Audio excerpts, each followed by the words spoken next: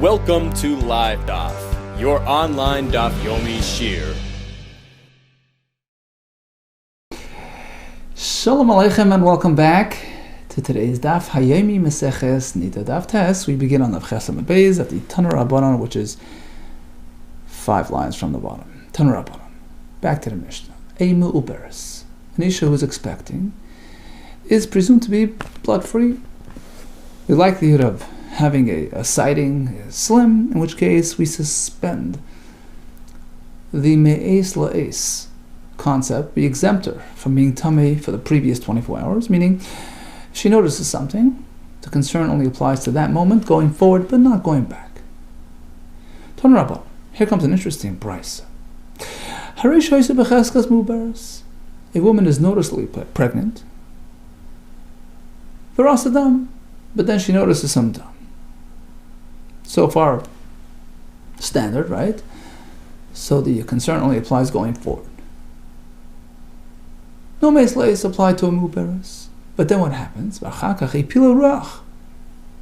She miscarries, something which is not considered a successful birth. Miscarries is a fetus, undeveloped fetus, which is full of air, or another form of a non-viable birth. What's her status? Doesn't matter. The fact is, she had the status of a mu'beres, irrespective of the outcome. She still maintains that mu'beres status with respect to dayasha'ata. Suffice to be concerned about that moment going forward. We do not apply the tumah retroactively. Rashi explains, we don't say, well, it's been now discovered that it wasn't really a legitimate ibur, and we should apply tumah to those taharas that she had come into contact with in the last 24 hours. Well, the fact is, she exhibited the signs and the symptoms of a standard mu'beres. She's presumed to be period-free and qualifies for dayashat. Continues the Brisa with some sort of proof to this concept that even an unsuccessful birth justifies mu'beres status prior to that experience. Although we couldn't really come up with a real proof to this point, but we have an indication that it qualifies. So now we have a passage regarding Klal Yisrael. Harinu, chalnu, k'mo yaladnu, ruach. We figured we're experiencing birth pangs. We thought we were going to give birth to full redemption. We're going to experience a freedom of galus. Yaladnu ruach. It didn't really pan out. It ended up being a ruach. Apparently, even unsuccessful outcome still justifies, still substantiates expectancy status prior to that experience. Ask the Gemara, why are you minimizing it? Why is it just a hint? It appears to us like a real confirmed proof to this point. Pasuk considers it to be mu'beres despite an unsuccessful outcome. The answer is because the pasuk really speaking about men, which in any case don't really experience pregnancy. It's just a loose analogy. Kiksiv haikor b'zacharim ksiv, it's talking about zacharim, so it's just a loose reference. It's enough for an indication, but not a raya. But in any case, the Brisa does conclude as such, that even though the mu'beres, which appear to us like a regular, healthy mu'beres of a healthy child, ends up miscarrying, etc., nevertheless, she's granted mu'beres status irrespective of the outcome. V'ramini, now comes a kasha from a Brisa which seems to say otherwise. We do reckon with the outcome. Kasha sashnayim. So we had this yesterday, right? So a woman who has dam during the days of ziva, she becomes tamei. 3 days in a row, she has a zava gedola, she has to bring a special carbon, but not if it can be attributed to the upcoming birth, because in that case, the dam was triggered by some external, factor, i.e. birth, and therefore it does not affect her tahara status. Kasha, she experienced birth pangs of the upcoming birth. Shnayim, and she had dam today, tomorrow, together with the birth pangs. U'l'shlishi, and likewise on Tuesday. After seeing the dam, the third day in a row, she miscarried, etc. What's her status? Shall we say that she's tahara because her sightings can be attributed to this birth-like experience, which is a redeeming factor? No, harezu yoledes b'zoiv. She's a yoledes in tandem with a ziva status. She's tameh. The question is why? According to you, that it's considered a proper birth, irrespective of its unviable, nature. Turn to the next Talmud. So why not count it as a birth, and why not be mitayr that dam? Koishi samchul leda parshanut-torah-comment was mitayr dam accompanied by birth pangs, which lead into a birth. There's two qualifiers. Amrat papi, it does not qualify unless it's a proper, healthy birth. The reason why in the earlier discussion we did grant her status, despite the unsuccessful culmination of her pregnancy, that is because we were speaking about me'es le'es, which to begin with is only a rabbinic concern, so we allow ourselves the liberty to be lenient on that. Amar papi hanach, leave aside me'es le'es, which is only the rabbanim. Rav Papa Amar, I'll give you the reason why. Me'es le'es is not applicable even in these cases. Look at the reason. What's the basis for her being exempt from me'es le'es? Because of the unlikelihood of her seeing dam. Because when she's expectant, her system changes, her hormones shift, and it gets diverted from the blood producing. There's no period typically by muberes. So this woman also exhibited signs and symptoms of a muberes. For all practical purposes, she's a regular muberes, irrespective of the outcome of that pregnancy. So regarding me'es le'es, we can apply it to her, no problem. Despite the fact that technically it was not a proper birth. In which case, the halacha of kishay, the next price, will not apply. Apapa amar midihu taima. Isn't the reason ela mishum the reisha kaved aleha? Her head is heavy on her. It's an expression meaning she's in a weakened state overall. Veva on her limbs, kved noleh, achanam here as well. So she qualifies for an exemption of me'es le'es. He had a question from Rabbi Zera. Wasn't it this interesting case? Rasa.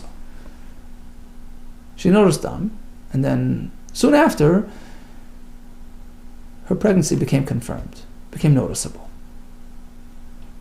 What would you say in this case? Do we apply me'es le'es to that original sighting, which had occurred prior to confirmation of her expectant status? She wasn't fully roisha kaved aleha, right? Or shall we say, close is close enough. Mao, kiva de bidna de chazoi, since when she noticed the dam, her ubra was not yet noticeable, mitame, she's tamim me'es le'es, or shall we say, close enough. It qualifies, given the samach chazoi, since she saw it close enough to the noticeability.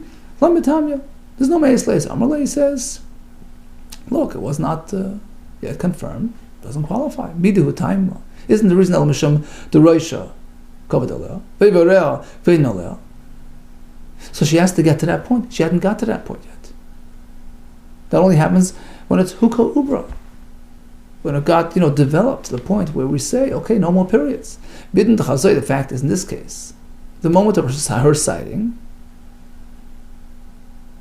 was not at a moment where her pregnancy had been, confirmed, had arrived at that level of development which ceases the dam. Bidin d'chazoi, ein roisha kaved aleha, vein eivareh kved noleh. Bo'imina usaba, this elder scholar asked me, Rabbi Yochanan, suppose higia eis vesta, b'meibura. This woman had a regular expected, period. She had a set schedule. She expected her period 15th day of the month, and that day arrives in the midst of her pregnancy. And she failed to examine herself, which is typically what she would do on the day of Vest. Ma, what's her status? Shall we say, look, she's expected to see dam during the day of fast, she's tamei. Or shall we say, the ibur factor counteracts that. It's unlikely for her to see dam. Now, I can pose my question according to both viewpoints. Whether if you hold that the concept of expecting the dam on the day of that period is a deiraisa concern, Rashi says, halacha l'mishmei Sinai. If you fail to do a b'dika, you presume to be tamei. It's so expected, so anticipated that it actually changes your status, despite not even having noticing the dam. So what happens in our case? Given the vestas deiraisa, since we say it's so serious, boy b'dika, she requires a b'dika even when she's expectant, which is really a mitigating factor. Or shall we say, no, given the mem sulak, and since her blood is considered removed, abolished, presumed to be not there during the ibur, no b'dika is required. Amalei, he says, and so we have a discussion in the Mishnah about it. Rameh Omer, she was in hiding. A woman was in a state of fear, of attackers, of etc. The day of her expected period arrives. She failed to check. She maintains her tahara status because fear and trepidation counteracts her period. Removes that blood. End of halacha. Let's analyze this halacha further. Apparently, it's only because of that fear factor that we discount the possibility of the arrival of dam. But in the absence of the charada factor, and her vest does arrive. She failed to check tamei. The Mishnah implies that she would be tamei, sans the trepidation, factor. Apparently, what do we see from his position? That vest is deiraisa. That he's going with the opinion that vest is deiraisa.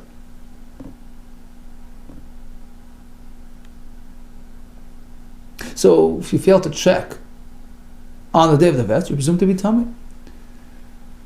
Nevertheless, when you have a fear element present, that counteracts it. That negates the veses factor. The mem salak, the blood is presumed to be gone. B'dika is not required. Same with muberes. Even if vesta is serious, is deiraisa. The mem salak and b'dika. The fact is, she's presumed to be blood free, in which case a b'dika is not required. Okay, so we concluded our discussion regarding muberes, who's considered musulekes, dam and blood free, to the point that if she sees dam, it's only tummy going forward. There's no me'is applied to this woman. It only starts once it gets to a certain stage of development, which is 3 months into the pregnancy. Hukar ubra. The whole discussion of whether nowadays Ramesh Feinstein has a tshuva about it. Through ultrasound, they confirm that she's muberes, whether or not she has this status. Kivega seems to say not, and whole discussion about it. Some say that it's not a question of knowing about it, even if there is knowledge, but the fact is she has to get to a certain stage of development in order for the system to shift. Okay, whole discussion in the Paiskim about it. The Gemara says that this exemption applies irrespective of how successful the birth actually was.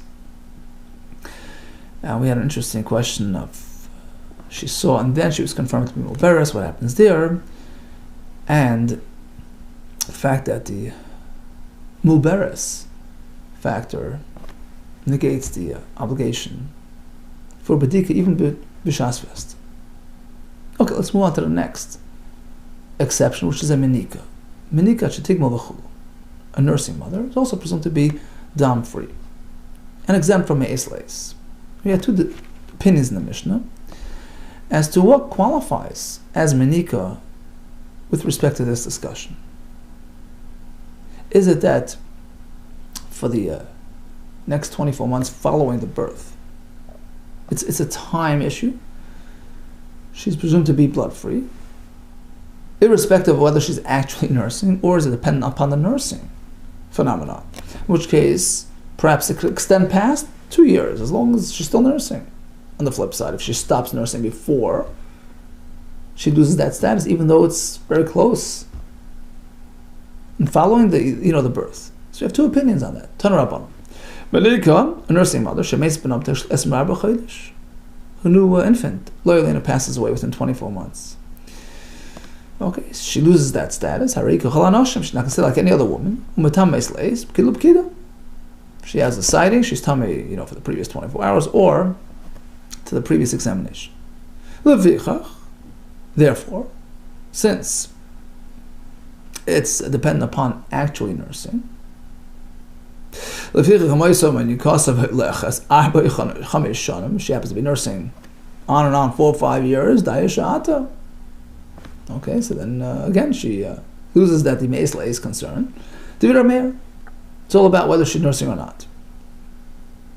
You can go l'chumra. It could shorten the allowance. It could lengthen the allowance. It goes both ways. However, Rabbi Yehuda, Rabbi Yossi, Rabbi Shimon, they say no. Dayan shat. Kol esrim arba chodesh. It's a 24-month, pass, irrespective of nursing or not. Therefore, by extension, she happens to be nursing past that point. It doesn't benefit her. She's still going to be mitameis leis. Explains the Gemara. By analogy, it's as follows. Analyze the opinions. It turns out like this. According to Reb Meir, his position is that the reason why she's exempt from eis leis, the reason why the likelihood of her experiencing dam is very slim during the nursing period is because the actual blood turns into milk. So it's diverted to milk, and not available for a regular, period sighting. Dam ne'kar, the blood within her clouds, so to speak, it gets transformed into milk, nasa cholav. And therefore, it's all dependent upon whether she's nursing or not. So the act of nursing is what makes it happen. Interesting, I once saw some Sfarim explain that it's a transformation from din to chesed. Blood is red, represents the concept of judgment and exactness, and in this case it gets transformed to milk. Milk is white, symbolizes chesed, generosity, kindness, which the Isha is engaged in when she's nursing, providing, sustaining her infant. Beautiful shot. So going to Reb Meir, it's all about whether she's nursing or not. And it can go both ways. She stops nursing before 20, stops there. If she continues past, it goes on and on. However, the Rabbi Yossi, Rabbi Shimon, that's not the basis for this halacha. Rather, it's because the trauma of the birth experience affects her for the next 24 months, irrespective of whether she's nursing or not. Eivoreh, misparkin, everything just, disassembles, comes apart. Vein nafsha chayzeres, her nefesh. In this case, it means her blood, which is the essence of her life force, does not really get fully restored and back on track until 24 months are up, whether or not she's nursing. Asks the Gemara, lefichach the Reb Meir lamali. Let's go back to the wording of the Bryce. Reb Meir clearly says that it's dependent upon whether she's nursing or not. So if she stops within 24 months, her exemption is over.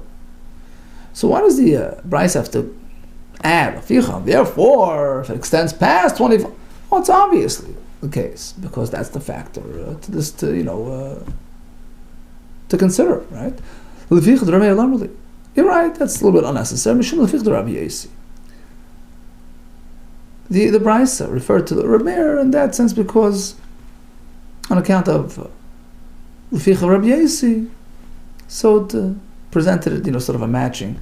Why does the Bryce, in fact, have to expound on Rabbi Yossi as well?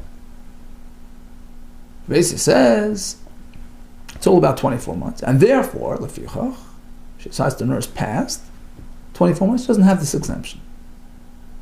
It goes without saying. It's obvious. I mean, the answer is like this: Mauda Tema. There's room to mistakenly understand that Rabbi Yossi tartiously. Rabbi Yossi really holds of both factors: the 24-month, post-birth trauma period, and the nursing factor as well. And goes both ways. Whichever one's working for you can be applied to you. Kamash 1 is no. The exclusive factor to consider is the 24-month period. Done deal. The nursing factor is not a factor at all. That's what the Brisa sought to highlight. And that's why I mentioned Lefichach, and on account of that, I also mentioned Lefichach by Rabbi Meir. Tanya Mihach, we find the same in the Brisa, that these are the factors to consider.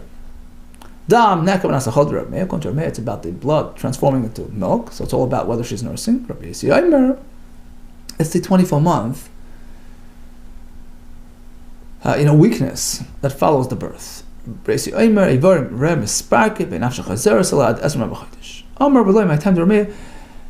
Rabbi Meir see that the dam transforms into chalav? Interesting, concept. Where do we find it in a source, a Torah source? The Chsiv, a pasuk in Eiv. Mi'itain, who has the ability to turn tahar from tamei, tahar mitamei. Lo yachud, isn't it only one? Only Hashem has the ability to transform bad to good, to take the same material that is tamei and make it into tahar. Only Hashem, and that's the dam. The dam, which is matame, which is not kosher, turning into chalav. Only Hashem could do that. Apparently, there's such a phenomenon going on. When? By a nursing woman, whose dam turns into chalav. Now the other Rabban, who did not have this concept, Amar Rabbi Yochanan, he explains that they apply the pasuk to Shechva Zera, which turns into a holy person. Zu Shechva Zera, the seed, Shu Tamei, which technically is Tamei, one touches it's Tamei. V'adam Anitz Menu Torah, the person's formed from the Zera is the holiest of holy. For Rabbi Lazar, he has a different shot in the pasuk. Eli Mehan NIDDAH. These are the waters of the paraduma. NIDDAH, Rashi and Chumash says, sprinkled, right? Sprinkled waters. Where we find an irony. On the one hand, it's metame. If you unnecessarily play with it, it makes you tame. But if it's used in context, if it's used to spray on a person who needs it, it makes them tar. So it goes in both directions. It has an element of tumah, but then it can produce tahara. Only Hashem can do that. The person who's sprinkling it properly and the one who's receiving the sprinkling is tar. But if you just touch it for no good reason, you become tameh. Ask the Gemara, mazat tar, really? The one who's sprinkling it remains tahar, unaffected? Has to wash his clothing become tameh as well. Not only him. My mazat negeya. Mazat just means a person who just plays with it. The pasuk speaks about both. The one who sprays it, the one who touches it. Apparently, both are affected. Furthermore, mazah, we find a clear difference between a mazah and a negeya. Apparently, they're two different people. Mazah by yikibus, but the mazah says it affects his clothing as well. Negeya loy by yikibus. If you just touch it, the pasuk doesn't say your clothing become tam. Elamai mazah noise. The answer is no. When a person formally sprinkles it for a purpose, he's not affected. Only if you touch it unnecessarily, or when it says mazah, it just means noise, you carries it unnecessarily. So why does it say mazah if it just means to carry? Noise, it should say you carried it. The point is you have to carry an amount which is suitable for sprinkling. It's just to give you the threshold amount. Until he carries kashir, the amount of water hazor that can be sprinkled. Only then do you become tummy by carrying it. So bottom line is like this. Is the paraduma water matar or not? It's matar if it's used constructively. The person who needs it gets sprayed, or the person spraying it on him, no problem. If you just touch even a drop, you become tummy. If you noise, you lift the qualifying amount, and your begadim become tummy. But when we speak about qualifying amount, is it really a qualifying minimum amount of water to be considered functional? Yeah, okay, according to the opinion that there is a minimal amount for the water in order to be for the water to be successful. So then it makes sense where there is a shear to talk of. According to the opinion, there is no shear. Even a droplet works. Michael, remember, so why are you referencing an amount? Answer is, even according to the opinion that even a droplet can be matar a person. It's only on the back of the person. I mean, the person gets a droplet on him, he's tar. But all agree that in the kli itself, when you dip the grass, you have to have a minimum amount there. But sure, you need a minimum amount. It's not as we have in the Mishnah. What's considered enough water to qualify for azor? Enough to dip in the tips of the grass and sprinkle. So, again, ironically, the paraduma water has a double effect. It can take a person who is heavily tamei and make him tar. On the other hand, the flip side, it can take a person who is tar and make him tamei. So on this irony, Shlomo Melech exclaimed his famous exclamation. back in Koheles. I thought I got it, and I see it so far beyond human grasp. I thought I achieved wisdom. I became a chacham. But in reality, I see the true wisdom, the depth of Hashem's chacham, rechoika, so distant, many, beyond my comprehension. Okay, back to the Mishnah. Another exemption to Meis Leis is a Kana,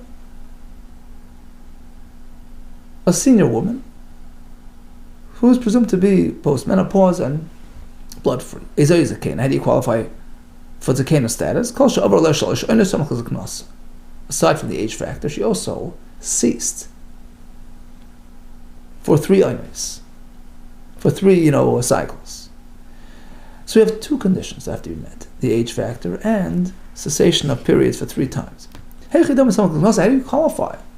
How do you define samach l'knasa? Is it an exact, specific age? Says the Gemara, no, actually, listen to this. It depends on the local, cultural, environmental, communal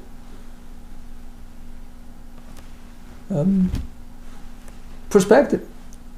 A woman whose friends refer to her as a zakena. She's there. Sometimes a person carries themselves young, but if she's discernibly a senior, a zakena, that confirms it. Rabbi Shimon Omer tells you like this, Talmud Bavli. A similar thing, but slightly different. A woman who's being called Ima, mother. Some explain that this is the way they used to refer to a grandmother. She's not. She doesn't take offense. She doesn't get insulted. Rabbi Zera, Rabbi Shmuel, Rabbi Yitzchak, they elaborated on this. Only a woman who's not particular about being called an ima. She doesn't get agitated. But perhaps inside she feels bad. But as long as she's not expressing it openly, she qualifies. V'chadam explains, no. It has to be genuine. Kol she'ena boisha. Only one who's not offended, doesn't feel bad. When referred to by this title, my benai, what's the difference between these 2 approaches? Makpedes or boisha. You can benai. The difference will be boisha and makpedes. Let's say she doesn't voice her position. She's not makped openly, but deep inside, she's not comfortable with it. So according to one opinion, it works. According to the other, it doesn't. So that's the first factor to consider. Has she achieved seniority? Number 2, that she failed to see dam 3 oinos in a row. Now, how long is an oina? Become oina. Amar shlakim shumar b'dinasiyah. Oina b'nainis. It's your typical, average cycle, which is 30 days shleishim yom. For Rava Amar Rav Chizda Esrin yom. Each oina is 20 days. There really is no machlekes, a different reference point. Please, no machlekes. Marka Hashem Meituma Ve'Tahara, the one who says 30, covered the full cycle, including the Meituma, which Rashi says is a total of 10 days. The may need 7, the may Zivas 3, so altogether it's 30. V'mar Lo Chashev Meituma. Whereas Rav Chizda spoke about 20 days in total per cycle. He meant without the Meituma, but in reality, they're both talking about a full cycle, which is about 30 days. The reason why I say it about is because the big machlekes and the paiskim, whether it's always exactly 30 or is it depending on the month, a short month, 29 days, and a long month is 30, machlekes and halacha. Tanar Rabbanan. Okay, over to this zakena. Who's a confirmed zakena, presumed to be dam-free. And suddenly she starts experiencing it again. Not as often as she used to, perhaps, but she has longer cycles, less dam, but nevertheless, it's recurring. After she was a confirmed zakena, and exempt from Meis Leis, she goes through 3 aynos, let's say 90 days, and she sees dam, daya sha'ata. Okay, she qualifies for zakena, daya sha'ata. We're concerned only about that moment going forward. Let's say it repeats itself again. V'oid, happened again. Over oleh shalosh einos v'rasa. She went through 3 cycles without seeing. And then suddenly she sees dayashata. Once again, she's dayashata. V'oid over oleh shalosh einos v'rasa. Now it happened yet a 3rd time. Reika chol anoshim. She goes back and considers herself like anybody else. So matamei slave b'kidah. She's tamei the previous 24 hours, etc.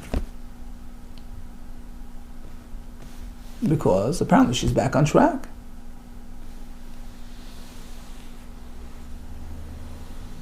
Although her period is coming, less often,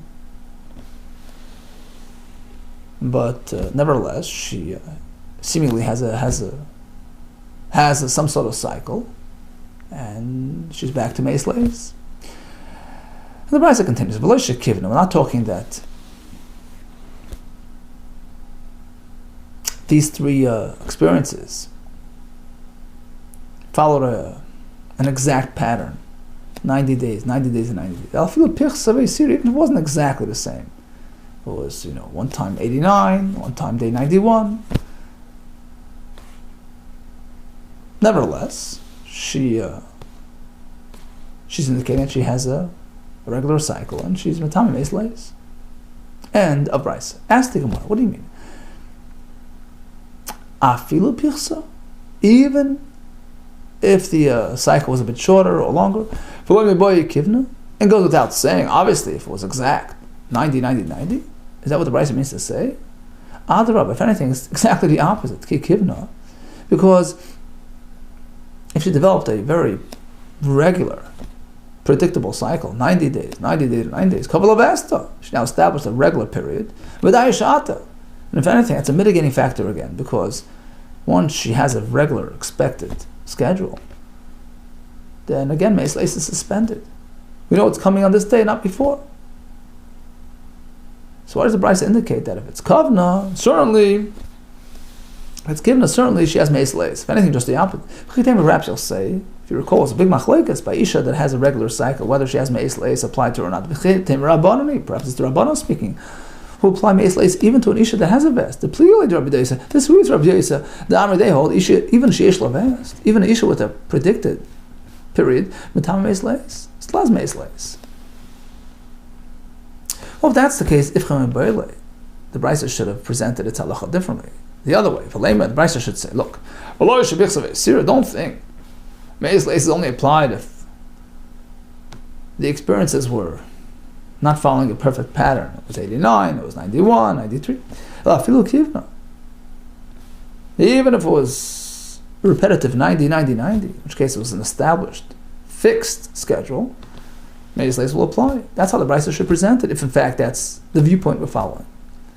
You're right, Tani will revise, will adapt the words, not only if it's uneven, even if it's exactly repetition, still Meis Leis will apply. Another way to understand the Brisa. The Brisa means like this. The Brisa says like this. Modified, no, not if it's exact repetition. Meis Leis will not apply in that case, because then she has a set schedule, a set rhythm. There's no Meis Leis. Only if it was irregular. But if it's exactly the same over and over again, couple of est, Dayashata. When you have Dayasi, go on the Dayasa. She has only Dayashata in that case, because we know when it's coming. Rabbi Lezer takes it a step further. Not only by Ezekina, who had a cessation 3 months in a row, even a regular woman who ceased for 3 months in a row. There goes Meis Leis. We're only concerned about that moment going forward. Tanya, Rabbi Lezer Chacham turns to Chacham. Masa, I'll prove my position with a story. This young woman, Hisla, in this town, Hisla, who had this 3 month cessation. Uba Masa. The story was presented. They said, Dayashata. Amr Lois, they told him, Ein Shasat Chakra. You can't prove from a time of difficulty. Times were tough. They had to be lenient. Why? My Shasat Chak. Some say Shnei Batzer Sabu. Times of famine. So they had to allow themselves this leniency. Rather than apply tumma to the items that she had touched, the last 24 hours, because it was sorely needed.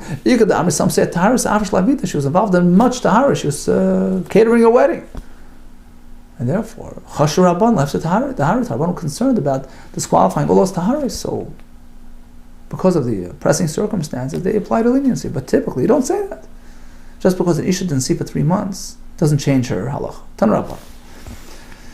Further on this topic, we had this Gemara a couple of days ago, word for word. Masav asa Rebbe Kabbalah. So it happens that Rebbe passed on Kabbalah. In which case, in a regular story of a woman who had a cessation for 3 months, and then she had a sighting, he did not apply tumah to the items that she had touched the last 24 hours. That's what he did initially. Then he said, Lachash and Niska reminded himself. What did he remind himself? We'll see in a minute. Amar says, okay, you know what? Instead of reversing, let's just stick with it. K'tayu, Rabbi Eliezer, time of difficulty, Rabbi Eliezer is worthy of relying on. Now, what exactly happened? What did he remind himself about? Shall we say Lachash Niska? He recalled, do I know Rabbi Eliezer? El Rabbanan, that the halacha follows Rabban, not Rabbi Eliezer. Well, if it's an established ruling, how could you go the other way? Just because his times are tough, how could you go to Rabbi Eliezer, which is contrary to the halacha? Ella, rather, truthfully, there was no real conclusion in terms of which opinion to adopt. So what did he recall? He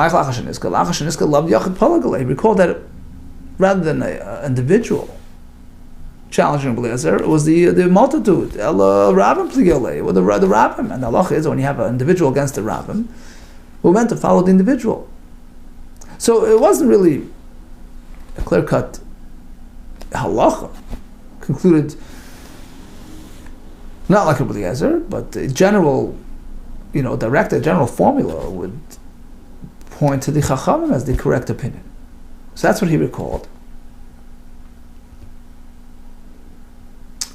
Amar, he says, despite the fact that he just realized that it was a Rabbim, nevertheless, we'll stick with it, K'tayu Rabbi Eliezer, to rely on him, and he stuck to it, and he spared those items from Tumah. Okay, we'll leave it for tomorrow, B'ez Hashem. So today we discussed 3 women who are exempt from Eisleis, Mu'beres. We discussed at what point she qualifies for that status at 3 months. And the reason being, in